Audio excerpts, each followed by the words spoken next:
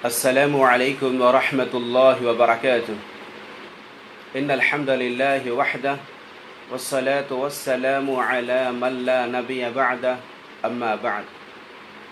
فأعوذ بالله السميع العليم من الشيطان الرجيم. بسم الله الرحمن الرحيم. يا أيها الذين آمنوا اتقوا الله حق تقاته ولا تموتن إلا وأنتم مسلمون. وقال تعالى: يا أيها الناس اتقوا ربكم الذي خلقكم من نفس واحدة وخلق منها زوجها وبث منهما رجالا كثيرا ونساء واتقوا الله الذي تساءلون به والأرحام إن الله كان عليكم رقيبا. وقال تعالى: يا أيها الذين آمنوا اتقوا الله وقولوا قولا سديدا يصلح لكم أعمالكم ويغفر لكم ذنوبكم ومن يطع الله ورسوله فقد فاز فوزا عظيما. رب اشرح لي صدري ويسر لي أمري واحلل عقدة من لساني يفقهوا قولي. رب زدني علما رب زدني علما رب زدني علما. బహిష్కరించబడిన శైతాన్ కీడు నుండి అల్లాహ్ శరణు కోరుతూ అనంత కరుణామయుడు అపార కృపాశీలుడు అయిన అల్లాహ్ సుబ్హానహు వ తఆలా శుభనామంతో ప్రారంభిస్తున్నాను. సోదర సోదరిమణులారా, మిత్రులారా, వీక్షకులారా, అల్హమ్దులిల్లా అల్లాహ్ అనుగ్రహంతో మనము యూట్యూబ్ మరియు ఫేస్బుక్ ద్వారా ఆన్లైన్లో ఖురాన్ గ్రంథంలోని చిట్ట చివరి పార అమ్మా యతసాఅలూన్లోని సూరాల సంక్షిప్త పరిచయము, వ్యాఖ్యానము మరియు పాఠాలు నేర్చుకుంటున్నాము. మీ అందరికీ ఈ కార్యక్రమాలకి నేను సాధారణంగా స్వాగతం పలుకుతున్నాను. ఈరోజు మనం నేర్చుకోబోతున్న సూరా అబస సూరా. సోదర మహాశయులారా, మనం ముందుగానే చెప్పుకున్నట్టు ఈ యొక్క అమ్మ పారాలోని చిట్ట చివరి పారాలోని సూరాలు ఏవైతే ఉన్నాయో అందులో అత్యధికంగా మరణాంతర జీవితం గురించి, మనిషి చనిపోయిన తర్వాత మళ్ళీ లేపబడతాడు సజీవంగా, మరియు అల్లాహ్ ముందు హాజరు చేయబడతాడు. అతడు ఈ యొక్క ఇహలోకంలో ప్రాపంచిక జీవితంలో ఏదైతే జీవితాన్ని గడిపాడో దానికి అల్లాహ్ ముందు లెక్క చెప్పాల్సి ఉంటుంది. ఆ జవాబుదారీతనంగా నిలబడాల్సి ఉంటుంది. మనం చేసుకున్న మంచి చెడు కర్మల తూకం వేయబడుతుంది. ఆ తర్వాత అల్లాహ్ సుబ్హానహు వ తఆలా మన యొక్క పాపాలు ఎక్కువ ఉంటే నరకస్తులుగా, మరి పుణ్యాలు ఎక్కువ ఉంటే స్వర్గస్తులుగా అల్లాహ్ సుబ్హానహు వ తఆలా స్వర్గం నరకంలో వేస్తాడు అనే ఈ విషయాలు అత్యధికంగా ఈ ఆఖరి పారాలోని సూరాలో చెప్పడం జరిగింది. అయితే ఈరోజు అబస సూరా గురించి ఇన్షాల్లా సంక్షిప్త పరిచయం తెలుసుకుందాం. ఇందులో ఏం చెప్పబడిందో బైహకీ రహ్మతుల్లాహి అలైహి గారు అబ్దుల్లా బిన్ అబ్బాస్ రదియల్లాహు తఆలా అన్హు నుండి ఉల్లేఖించారు. ఈ యొక్క సూర అబస వ తవల్లా, ఈ 80వ సూర మక్కా నగరంలోనే అవతరింపజేయబడింది. కాబట్టి ఇది మక్కీ సూర. ఈ సూర మక్కీ సూర. సోదర మహాశయులారా, ఇందులో పూర్తిగా 42 ఆయతులు ఉన్నాయి, వాక్యాలు ఉన్నాయి. ఇందులో కూడా ముందుగా నబా సూర, నాజియాత్ సూరాలో ఏ విధంగానైతే పరలం యొక్క భయానిక పరిస్థితుల గురించి, మరణాంతర జీవిత దృశ్యాల గురించి, నరక స్వర్గ ప్రస్తావన, శిక్షా బహుమాన ప్రస్తావన ఎలా తెలుపబడిందో ఈ సూరాలో కూడా ఆ విధంగానే తెలుపబడింది. అయితే 1 నుండి 10 వాక్యాల్లో ఇందులో అబ్దుల్లా బిన్ ఉమ్మె మక్తూమ్, ఒక అంధ సహాబీ, అతను కళ్ళు లేవు, గుడ్డి సహాబీ యొక్క ప్రస్తావన వచ్చింది. ప్రవక్త సల్లల్లాహు అలైహి వసల్లం వద్దకు వస్తారు ఆయన నేర్చుకోవడానికి. ప్రవక్త గారు కాస్త నిర్లక్ష్యం చేస్తారు ఆయన పట్ల. అయితే దాని గురించినటువంటి ఒక విషయము, ప్రవక్త గారి పట్ల కాస్త మందలింపు అనేది 1 నుండి 10 వాక్యాల్లో ఉంది. ఇక 11 నుండి 16 వాక్యాలలో మహోన్నతమైన దివ్య ఖురాన్ ఘనతను, ఔన్నత్యాన్ని చెప్పడం జరిగింది. ఈ ఖురాన్ ఒక మహోన్నత ఏంటి, అది ఎలా అవతరింపజేయబడింది, దాని ఒక విశిష్టత ఏంటి అనేది ఈ యొక్క వాక్యాలో తెలపడం జరిగింది. అదేవిధంగా 17వ సూరా నుండి 17 వాక్యం నుండి 23 వాక్యాల వరకు ఇందులో మానవుని పుట్టుక ఎలా జరిగింది, ఓ మానవుడా నీ పుట్టుక ఎలా జరిగింది, మరి నీవు ఆ సృష్టికర్తను ఎలా ధిక్కరించగలుగుతావు, ఆ సృష్టికర్త ఏదైతే తీర్పు దినాన్ని, శిక్షా బహుమానాల దినాన్ని ఏదైతే నిర్దేశించాడో దాన్ని నువ్వు ఎలా ధిక్కరించగలుగుతావు అనే ప్రస్తావన ఉంది. అల్లా దానికి సంబంధించిన నిదర్శనాలు ఇచ్చాడు. అంతేకాదు 24 నుండి 32 వరకు అమోఘమైన, అసాధారణమైన అల్లా యొక్క శక్తి, సామర్థ్యాలు, అనుగ్రహాల ప్రస్తావన ఇచ్చాడు. నిన్ను పుట్టించిన, నీకు అన్ని రకాల అనుగ్రహాలు ప్రసాదించేటటువంటి సృష్టికర్తను నువ్వు ఎలా ధిక్కరించగలుగుతావు అనేదానికి నిదర్శనాలను, అనుగ్రహాల ప్రస్తావన అనేది 24 నుండి 32 వాక్యాల్లో ఉంది. ఇక చివరిలో 33 నుండి 42 వాక్యాలలో అల్లా అజ్జ వజల్లా అదే తిరస్కారులకు ఎలాంటి శిక్షలు నిర్ణయించబడి ఉన్నాయి నరకంలో, మరి విశ్వాసులకు స్వర్గంలో ఎలాంటి యొక్క ఆతిథ్యం ఉంటుంది, మరి ఎలాంటి యొక్క వారికి వైభోగాలు ఉంటాయి స్వర్గంలో, ఈ విధంగా ప్రస్తావన ఉంది. సోదర మహాశైలారా, నాజియాత్ సూరాలో మనం గతంలో చేసుకున్న నాజియాత్ సూరాలో అల్లా అజ్జ వజల్లా ఏదైతే ప్రళయ దినాన్ని, మరణాంతర దినాన్ని ధిక్కరించినటువంటి యొక్క దుష్టుడు, దౌర్జన్యుడు ఫిరౌను గురించి చారిత్రక ఒక విషయాన్ని చెప్పడం జరిగింది. చరిత్రలో గడిచిన ఒక సంఘటన, సత్య సంఘటనను తెలపడం జరిగింది. మరి అదేవిధంగా ఈ సూరాలో, అబసవత వల్ల సూరాలో అల్లాహకు అత్యధికంగా భయపడే ఒక సహాబీ గురించి, వ్యక్తి గురించి, తనను తాను సంస్కరించుకోవడానికి ఎంత ఆసక్తి తహతహలాడతాడో అలాంటి సహాబీ గురించి ఇందులో చెప్పబడింది.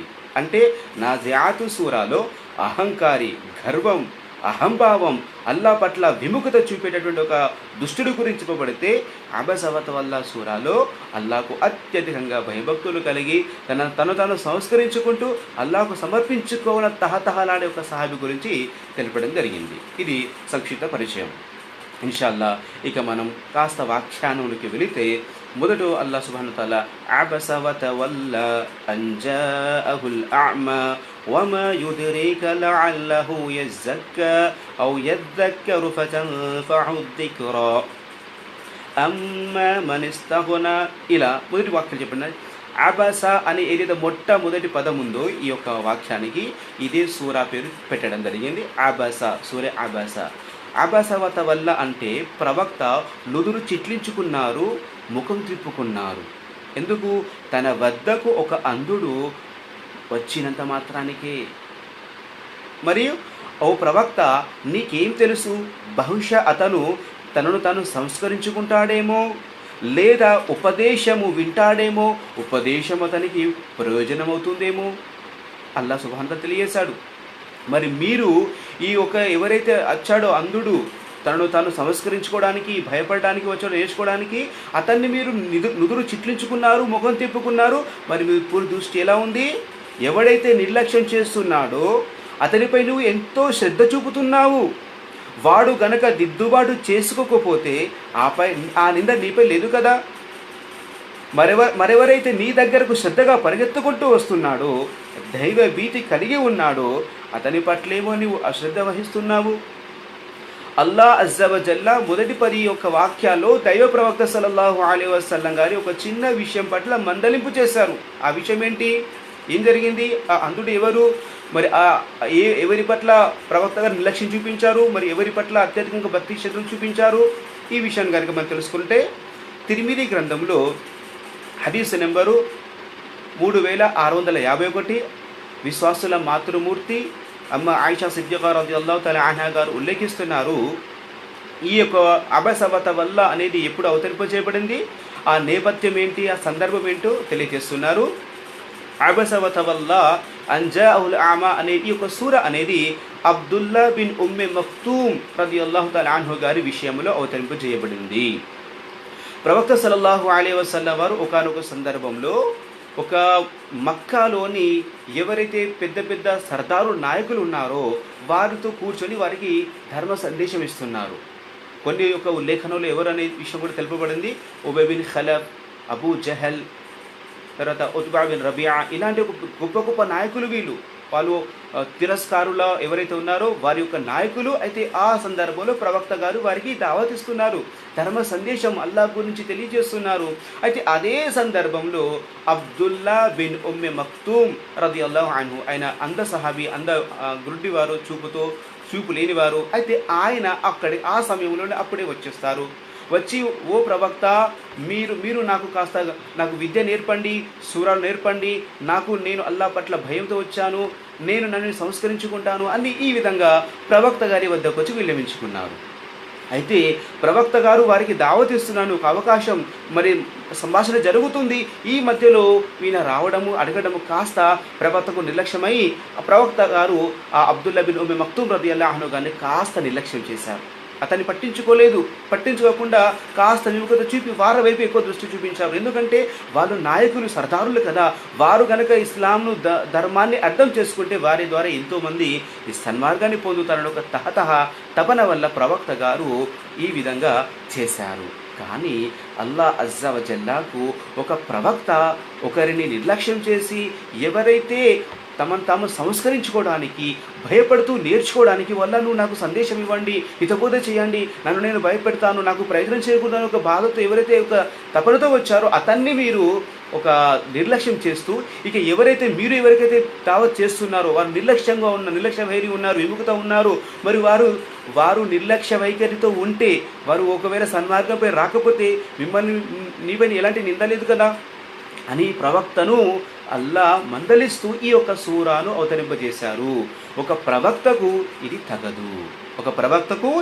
తగదు. ఒక వ్యక్తిని నిర్లక్ష్యం చేసి ఎవరైతే తను సంస్కరించుకోవాలనుకుంటున్నారో, నేర్చుకోవాల తపనతో వచ్చారో అలాంటి వ్యక్తినేమో పక్కన పెట్టి ఇక నిర్లక్ష్య భావనంతో వింటున్నారో, మరి మన మహా సర్దారులు, తిరస్కారులు, కరుడు గట్టిన వాళ్ళు, కఠిన హృదయులు, వారి వెనుక మీరు పడడం అనేది ఇది సమంజసం కాదు అని ఇక్కడ అల్లా అజ్జా వజల్లా ఈ యొక్క వాక్యాలను అవతరింపజేశాడు.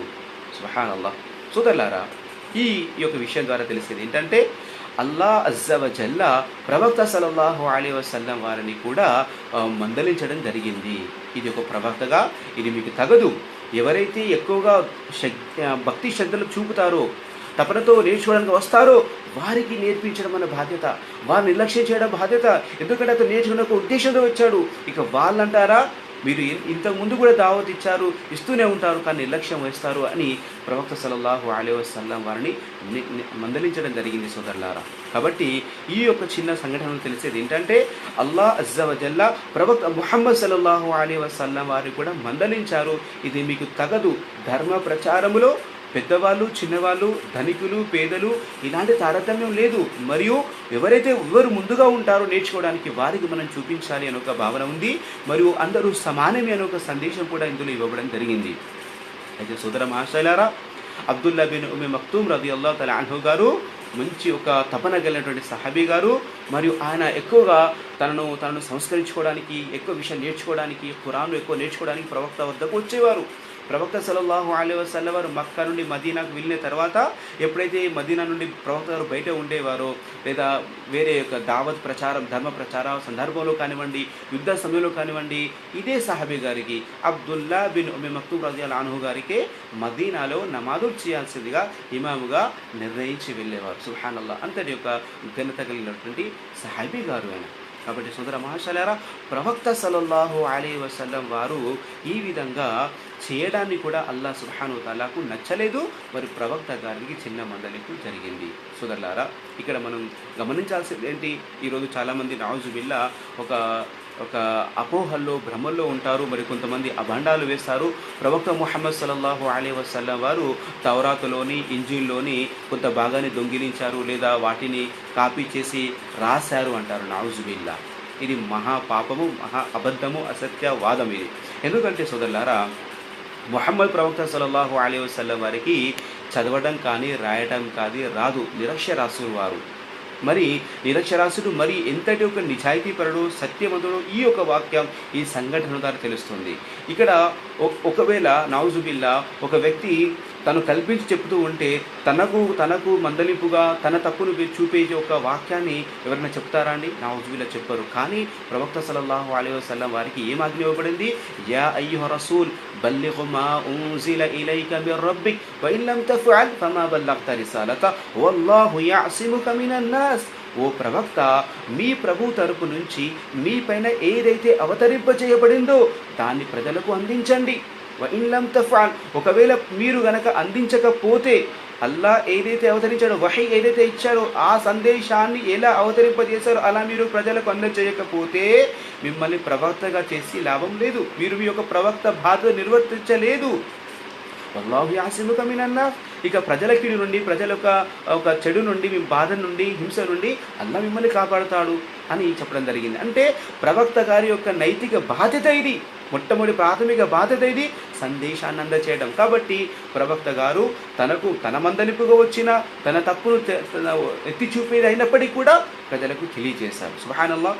ఒక బ్రిటన్కు చెందినటువంటి ఒక క్రిస్టియన్ సోదరుడు కూడా ఈ యొక్క నిజాయితీ తత్వాన్ని చూసి ఇది ప్రవక్త గారు సత్యమైన ప్రవక్త, ఇది అల్లా యొక్క వాక్కు అని ఈ యొక్క సూరా ద్వారా తెలుసుకున్నారు. ఎందుకంటే ఇక్కడ మందలింపు ఉంది. ప్రవక్త గారు ఒక నబీన అంటే ఒక సహాబీ పడడం వల్ల నిదురు చిట్లించుకోవడం అంటే అరే ఇది ఇప్పుడు ఇచ్చాడేంటి అని మనం చికాకు పడడం, విసుగు చెందడం, అలా ప్రవక్త గారు చేయడం అని, ఇలా ప్రవక్త గారు ఒక చిన్న తప్పును, ఇది పెద్ద పాపమేమి కాదు సోదరులారా, ఇది పెద్ద పాపమేమి కాదు, కానీ ప్రవక్త గారు అందరి మేలు కోరేవారు, అందరి వైపు శ్రద్ధ వహించవలసినటువంటి ప్రవక్త కాస్త నిర్లక్ష్య చేయడం అనేది కూడా ఇది తగదు అని, ఇది శోభించదు, దైవ దౌత్యానికి, దైవ ప్రవక్తకి ఇది కాస్త శోభించదని ప్రవక్త గారు చెప్పడం ఇక్కడ మందికి జరిగింది. కాబట్టి ఈ యొక్క సంఘటన వల్ల తెలిసేది ఏంటంటే అల్లా అజ్జా వజల్లా సత్యమైనటువంటి ఒక ప్రవక్త ముహమ్మద్ గారిపైన వాక్కును అవతరింపజేశాడు, ఈ యొక్క ఖురాన్ అవతరింపజేశారు. ప్రవక్త గారు తన బాధ్యతగా ప్రజలకు చేరవేశారు కూడా. సుబ్హానల్లాహ్. ఇక సోదరులారా, ఈ విషయం తర్వాత అంటే ఈ యొక్క సంఘటన తర్వాత అల్లా అజ్జా వజల్లా మానవుని ఈ యొక్క గ్రంథం ఏదైతే ఖురాను గ్రంథం ఏదైతే ఉందో దాని మహోన్నతను తెలియజేశారు. అల్లా సుబ్హానహు వతఆలా చేశారు కల్లా ఇన్నహా తద్కిరా, అలాంటిది ఏమీ కాదు. అంటే ఈ కల్లా అనే పదం ఏంటంటే పూర్తిగా ఏదైతే వాదన వస్తుందో దాన్ని పూర్తిగా ఖండిస్తుంది. దీన్ని మనం ఎన్నో రకాలుగా అర్థం చేసుకోవచ్చు. ఒకటి ఏంటంటే సోదరులారా, ఖురాన్లో ఏదైతే కల్లా అని వస్తుందో, ఏదైతే విషయం ముందు నుండి వస్తుందో ఆ విషయాన్ని అక్కడికి దాన్ని నిరాకరించడం అంటారు. అలా కాదు అని ఏంటి, అలా కాదు. ఇప్పుడు మీరు ఎవరైతే ప్రవక్త, మీరు ఈ యొక్క అబ్దుల్లా బిన్ ఉమ్మే మక్తూమ్ రదియల్లాహు తఆలా గారిని కానీ కాస్త నిర్లక్ష్యం చేసి వారి వైపు ఉన్నారో అది మీకు తగదు, అలా చేయకూడదు, సరి అయింది కాదు కల్లా అని. మళ్ళీ ఆయన ఎందుకు వచ్చేస్తాడు? ఇన్నహా తద్కిరా, ఈ ఖురాను మాత్రమే హితబోధ నిమిత్తమై ఉన్నది. అయితే ఈ హితబోధను ఖురాను నేర్చుకోవడానికైనా ఆయన వచ్చాడు. ఇలాంటి మహోన్నతమైన గ్రంథం ఇదని ఒక విషయం. ఇక రెండో విషయం ఏంటంటే దీన్ని ఇబ్నే జరీర్ రహ్మతుల్లాహి అలైహి గారు, ఇబ్నే కతీర్ రహ్మతుల్లాహి అలైహి గారు కూడా దీన్ని ఉల్లేఖన చేశారు. ఒకటి ఏంటంటే ఎవరైతే ఈ యొక్క మక్కా ముష్రికులు తిరస్కారులు ఎవరైతే ఉన్నారో వాళ్ళు మూడు విషయాలను ధిక్కరించేవాళ్ళు. ఒకటి అల్లా అజ్జా వజల్లా ఉన్నాడు అనే విషయాన్ని, అంటే ఆరాధన, ఉన్నాడు నమ్మేవాళ్ళు కానీ ఆరాధించే వాళ్ళు కాదు. అంటే మా తాత ముత్తాతలుగా పూర్వకాలం నుండి వస్తున్నటువంటి మా కట్టుబాట్లు వదిలిపెట్టి ఈ ముహమ్మద్ చెప్పినటువంటి ఒక ప్రభుని మేము ఆరాధించాలా అని ఒక అహంభావం ఉండేది, ఒక అక్కసు అసూయ ఈర్ష్య ఉండేది. దీనికి అనంగా ధిక్కరించేవారు. ఇక రెండవది ఖురాన్. ఈ ఖురాన్లో ఉన్న పదాలు ఏవైతే ఉందో అరబీ భాషలో ప్రావీణ్యత దిట్ట కలిగిన వాళ్ళు, మహాప్రావీణ్యులు. వారి ఇంట్లలో ప్రతి కుటుంబంలో 2-3 కవితులు, మహాకవి పుంగవులు ఉండేవాళ్ళు. అయినప్పటికీ ఈ ఖురాను నిరక్షరాశి అయిన ముహమ్మద్ ప్రవక్త నుండి వచ్చే ఈ యొక్క ఖురాను యొక్క పదాల పొందిక, ఈ యొక్క పదాల బొదిక అనేది వారికి అసలు మింగుడు పడే కాదు. సుబ్హానల్లాహ్. అందుకనే ఈ యొక్క ఖురాను కవిత్వమా, జ్యోతిష్యమా, కట్టుకథలు అని చెప్పేసి కొట్టిపాడేసే ప్రయత్నం చేసేవాళ్ళు. కాబట్టి దాన్ని రద్దు చేయడం జరుగుతుంది. అలా కాదు, ఖురాను మీరు ధిక్కరిస్తున్నారే, జ్యోతిష్యం అంటున్నారు, తర్వాత మీరు కవిత్వం అంటున్నారు, లేదు ఇంద్రజాలం అంటున్నారే, కాదు, ఇన్నహా తద్కిరా, ఇది మీ కొరకే హితబోధ. సుబ్హానల్లాహ్. ఇది మీ కొరకు హితబోధ ఉన్నది. ఎవరైతే ఇస్లాం పైన వేలు చూపుతున్నారో, ఇస్లాం పట్ల, అల్లా పట్ల, ఖురాన్ పట్ల, మరణాంతర జీవితం పట్ల ఎవరైతే వేలు చూపుతున్నారో ఇది సత్యమా అని, లేదా దాన్ని బురద చల్లుతున్నారో, దాన్ని దుష్ప్రచారం చేస్తున్నారో వాళ్ళకి చెప్తున్నారు కాదు, మీ భావన తప్పు, ఆ వాదనను ఆ విముఖతను వదిలిపెట్టండి. ఇన్నహా తద్కిరా, ఇది ఒక హితబోధ, మీకు హితబోధ చేయడం కోసం వచ్చింది. మనుష్య అదకర, కాబట్టి కోరిన వారు దీని ద్వారా హితబోధను గ్రహించవచ్చు. ఇది కేవలం అరబ్బుల సొత్తు కాదు, ఆ సహబాల సొత్తు కాదు, ముస్లింల సొత్తు కాదు, ఇది అందరికీ సంబంధించినటువంటిదే. ఖురాన్ అందరి యొక్క సన్మార్గ ప్రబోధిని. ఈ విషయం కూడా నొక్కి చెప్పడం జరుగుతుంది. తదికేరా హితబోధ. మరి ఎవరైతే మీ మేలును కోరుకుంటారో, ప్రవక్త గారి పట్ల విశ్వాసం తీసుకురావాలో వారు ఇక్కడ హితబోధను గ్రహించవచ్చు. రండి, మీ యొక్క తప్పుడు వాదాన్ని వదిలిపెట్టండి, సత్యమేంటో వచ్చి ఇందులో నుండి మీరు తెలుసుకోండి అని అల్లా అందరికీ చెప్తున్నాడు. ఆ కాలపు ముష్రికులకు, తిరస్కారులకు చెప్తున్నాడు, ఈ కాలంలో ప్రజలందరికీ తెలియజేస్తున్నాడు.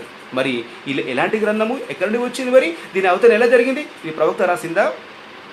ప్రవక్త గారు కాపీ కొట్టి తీసుకొచ్చిన గ్రంథమా? నౌజు బిల్లా. ఇదే చెప్తున్నాడు, ఫీ సుహ్ఫి ముకర్రమ, అది గౌరవప్రదమైన సహీఫాలో లిఖితమై ఉన్నది.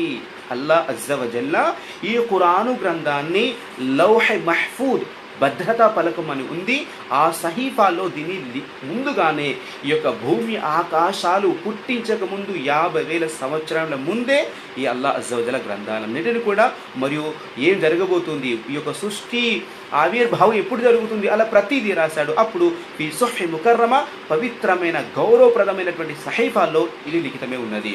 మరి ఏంటి? మర్ఫూఅతి ముతహరా, అవి మహోన్నతమైనవి, మరి పవిత్రమైనవి. సుబ్హానల్లాహ్. ఏ ఒక్క గ్రంథంలో, ఏ ఒక్క సహీఫాల్లో, ఏ ఒక్క పత్రాల్లో లిఖించబడి ఉన్నాయో అవి మహోన్నతమైనవి మరియు పవిత్రమైనవి. బిఐడి సఫరా, మరి అవి ఎవరి చేతుల్లో ఉండేవి, ఎవరి ద్వారా వచ్చేవి? అవి లేఖకులు, దైవదూతుల చేతుల్లో ఉండేవి. మరియు కిరామిం బరారా, వారు మహిమాన్వితులు, మంచివారు కూడాను. సుబ్హానల్లాహ్. ఇక్కడ మనం నిన్న కూడా చెప్పుకున్నాము, వన్నాజిఆతి గరక, వన్నాషితాతి నష్టాలు, ఏవైతే ఒక గుణగణాలు వచ్చాయో, ప్రమాణం చేశారో దైవదూతలు ఉన్నారని. ఈ యొక్క దైవదూతల గురించి చెప్పడం జరిగింది. ఖురాను గ్రంథాన్ని పరిరక్షించడం కొరకు ఏదైతే లోహ మహ్ఫూజ్లో అల్లాహ్ తఆలా లిఖించి భద్రపరిచాడో ఆ ఒక్క భద్ర పలకడం లోహ మహ్ఫూజ్ నుండి మరి ప్రవక్త గారి కాలం వరకు, మరి ప్రవక్త గారికి ప్రతి 23 సంవత్సరాల వ్యవధిలో మక్కా మదీనాలో ఏదైతే ప్రవక్త గారు దైవ దౌత్య వ్యవధి ఉందో, ఈ 23 సంవత్సరాల పూర్తి వ్యవధిలో పూర్తిగా ఖురాన్ అవతరింపజేసేంత వరకు ఈ దైవ దూతలు రక్షణ భద్రత కల్పిస్తూనే ఉన్నారు. సుబ్హానల్లాహ్. ఇంతటి మహిమాన్వితం. అక్కడ వాళ్ళు కూడా వాళ్ళ చేతుల్లో ఉండేదంటే వారు భద్రంగా కాపాడేవారు వాటిని. మరెవరు? కిరామిం బరారా. సుబ్హానల్లాహ్. మహిమాన్వితులు, వాళ్ళు చాలా పునీతులు, గౌరవజీవులు. వారికి ఆరాధన తప్ప, అల్లా ఒక విధేయత తప్ప, అల్లాను స్మరించడం తప్ప ఇంకేం తెలియదు వారికి. అలాంటి మహిమాన్వితులు, మరి చాలా గొప్పవాళ్ళు, మంచివాళ్ళు వారు. అలాంటి యొక్క దైవదూతల సంరక్షణలో ఉంది, అలాంటి వారి చేతుల్లో ఉంది. సుబ్హానల్లాహ్. కాబట్టి సోదరులారా, ఈ యొక్క ఖురాను మహోన్నతను స్వయంగా అల్లా తెలియజేస్తున్నాడు. కాబట్టి ఓ మానవులారా, మీరు ఈ యొక్క అల్లా అవతరింపజేసిన గ్రంథ మహోన్నతను గుర్తించండి అని అల్లా సుబ్హానహు వ తఆలా తెలపడం జరిగింది. కాబట్టి ఒక హదీస్ కూడా ఉంది. అందుకోసం సోదరుల, మనము అల్లా దేన్నైతే మహోన్నతంగా చెప్పాడో దాన్ని మనం అలానే గౌరవించాలి, అలానే చూడాలి. ఈరోజు మన ఖురాను గ్రంథానికి ఎలాంటి విలువనిస్తున్నాము, ఎలాంటి స్థానాన్ని మన జీవితంలో ఇస్తున్నాము, ఎప్పుడు చదువుతున్నాము? రమజాను వస్తే కాస్త తెరుస్తామండి. ఎక్కడో అటక మీద, సజ్జల మీద ఎత్తుగా అల్మారాలో కప్పి పెట్టినటువంటి ఆ ఖురాను దులిపి మరి తీసి చూస్తాము. అదైనా ఎప్పుడు ఫజర్ తర్వాత, మగరిబ్ తర్వాత కాస్త చదువుతాము. రమజాను కాగానే మళ్ళీ పెట్టెలో పెట్టేసి మళ్ళీ పైన పెడతాను. ఔజు బిల్లాహ్. ఇది గౌరవమా? అల్లాహు అక్బర్. సహాబాలు ఎలాంటి, ఇప్పుడు వచ్చినటువంటి ఒక అబ్దుల్లా బిన్ ఉమై మక్తూమ్ రదియల్లాహు అన్హు ఎంతటి తపనగలిగారు ఖురాన్ నేర్చుకోవాలని. మన జీవితంలో ఎలా ఉంది సోదరులారా? ఇది మనం గ్రహించాల్సింది. సుబ్హానల్లాహ్. ఇక్కడ తెలుపటిది ఏంటంటే కిరామిం బరరా. అందుకనే ఎవరైతే ఖురాను పట్ల ప్రావీణ్యత కలిగి ఉంటారు, అల్ మాహిరు బిల్ ఖురాని మఅ సఫరతిల్ కిరామిల్ బరరా, దేవప్రవక్త సల్లల్లాహు అలైహి వసల్లం సెలవిచ్చారు. ఎవరైతే ఖురాను గ్రంథాన్ని కంఠస్థం చేస్తారో, జ్ఞాపకం చేసుకుంటారో, మరి తదనుగుణంగా ఆచరిస్తారో, ప్రావీణ్యం కలిగి ఉంటుందో ఖురాన్లో చదవడం, తిలావతులు చేయడంలోనూ, ఆచరించడంలోనూ, బోధించడంలోనూ, సుబ్హానల్లాహ్ అన్ని రకాలుగా ఎవరైతే ఉంటారో అలాంటి వారు ఇలాంటి దైవ దూతలతోటి సుబ్హానల్లాహ్ ప్రళయ దినాన బారులు తీరి ఉంటారు. మహిమాన్వితులు, గౌరవనీయులైన ఈ దైవ దూతలతో వరుసగా నిలబడి ఉంటారు. అల్లాహు అక్బర్. ఈ ఖురాను మాత్రమే ప్రపంచములోనూ, మరియు మీ యొక్క బర్జఖ్ వ్యవస్థ సమాధిలోనూ, మరియు పరలోకములోనూ మనకు గౌరవాన్ని ప్రసాదించే ఏకైక సాధనం ఖురాన్ మాత్రమే సోదరులారా. ఈరోజు మానవుడు సంపదల్లో, భార్యాపిల్లల్లో, ప్రపంచ వ్యామోహంలో, బిజినెస్లో, లేదా తిండిలో, లేదా సంగీతంలో, లేదా మద్యపానంలో, నౌజుబిల్లా ఇలా చెడులో తనకు శాంతిని వెతుకుతున్నాడు. ఈ ప్రపంచంలో ఖురాను తప్ప మనిషిని అన్ని వేళల సంరక్షించే ఒక వస్తువు ఏదీ లేదు. కానీ మనిషి ఎంతగా ఎమరుపాట్లు నిరక్షణ ఉన్నాడు. ముస్లింలు ఈ ఖురాను గ్రంథాన్ని తెలిసి కూడా ముస్లింలు దీన్ని వదిలిపెట్టేశారు. నౌజుబిల్లా. సోదరులారా, ఇది మహాపాపం. ఇది ఒక దౌర్జన్యం. ఇది ఖురాను వదిలిపెట్టడం అంటే తిలావతు చేయట్లేదు, మనం దీన్ని గ్రహించడం లేదు, దీని నుండి షిఫా తీసుకోవట్లేదు, మనశ్శాంతిని పొందడం లేదు, కారుణ్యాన్ని పొందడం లేదు, సన్మార్గాన్ని పొందడం లేదు. ఇవన్నీ కూడా నౌజుబిల్లా ఖురాను వదిలిపెట్టడంలోకి వస్తాయి. కాబట్టి ఖురాన్ ఔన్నత్యాన్ని గ్రహించండి. ఈ విధంగా అల్లా చెప్పడం జరిగింది. కాబట్టి ఖురాన్లో ఎవరైతే ప్రావీణ్యత కలిగి ఉంటారో, ఇలాంటి ఏ దూతలైతే సుబ్హానల్లా ఖురాను రక్షించారో అలాంటి మహిమాన్వితులు, మహోన్నతులు, గౌరవనీయులు, మంచి వాళ్ళైన దూతలతో సమానంగా ఉంటారు.